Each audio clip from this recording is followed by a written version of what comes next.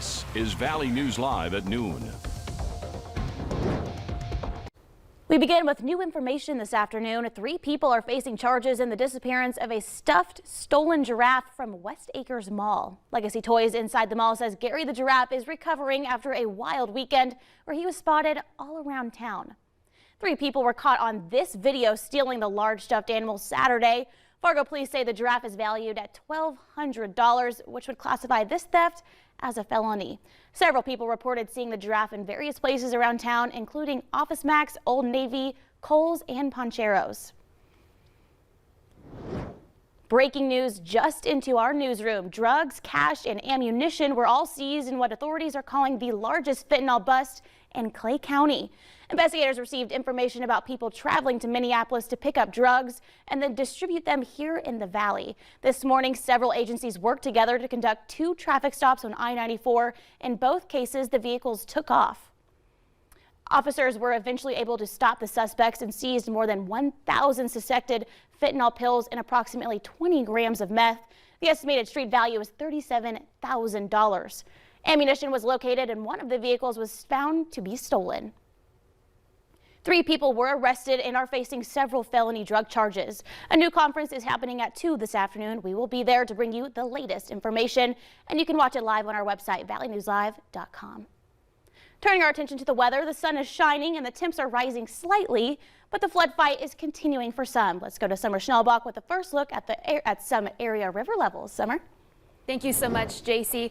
Yeah, the valley flood fight is continuing. We've got good news and some not so good news. Let's start with the good news. Grand Forks coming in lower than originally forecast. Current level of 45.6 feet as of 10:45 this morning and coming down. The original forecast several days ago was for the Red River at Grand Forks to hike up to around 48 feet, but you can see that is coming down now. So some good news for some folks in the Grand Forks area. Here's a look at the Red River from the East Grand Forks side and that Sorley Bridge that remains closed at this time.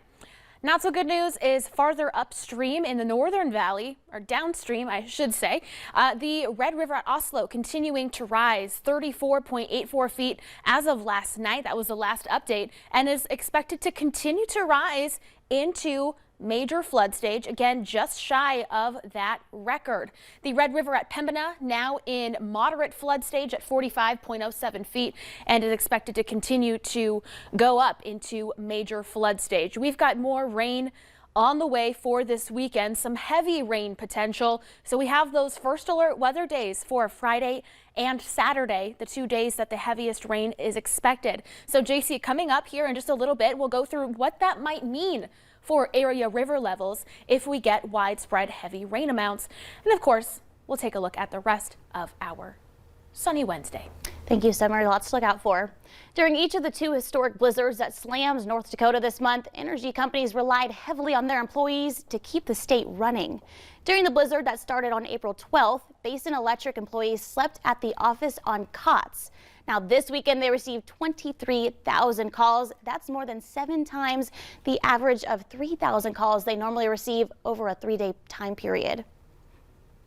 I had people coming in early just to come in and help on the phones for 2 extra hours, staying late to cover to make sure that way everyone is caught up to date. Basin Electric was able to safely repair downed lines around the state and the country. A normal evening at the SRS, there are 6 people working. This weekend, all 17 of their employees took calls at once. Meanwhile, Governor Doug Burgum plans to ask for federal help in dealing with damaging flood and a severe winter storm that left thousands without electricity. Burgum has issued a statewide emergency in the aftermath of a spring storm last weekend. Hundreds of power poles were snapped and roads became difficult to drive on, preventing utility crews from reaching some areas to restore power. Burgum also declared a disaster for areas impacted by record snowfall during the historic blizzard 2 weeks ago. The U.S. and Russia pulled off a prisoner swap today despite tensions between the 2 countries over the war in Ukraine. A former U.S. Marine from Texas was jailed in Russia. Trevor Reed was arrested for assault in 2019 after a night out in Moscow, charges he denies. His parents said their son called as soon as he was released. We were actually on the phone with Trevor when the president called. So, And he, again, totally gracious and wonderful and kind, and said he looked forward to seeing us in the White House again. Reed was released in exchange for a Russian pilot who had been convicted of drug smuggling charges more than a decade ago. Senior administration officials say negotiations had been going on for months and were separate from Russia's war on Ukraine. U.S. officials say Reed is in good spirits, but his parents worry about his health because they say he's been coughing up blood for months. The administration says the work continues to try and release other Americans wrongfully detained. Happening right now, the funeral for former Secretary of State Madeleine Albright is underway. President Joe Biden is giving a eulogy, and former President Bill Clinton and former Secretary of State Hillary Clinton also spoke at the service. Albright served as Secretary of State in the Clinton administration. She was the first woman to hold that position. Albright's family says she died after a battle with cancer. She was 84. A family photo album ends up in a Minnesota thrift store. Coming up at noon, employees try to find out who the precious memories belong to.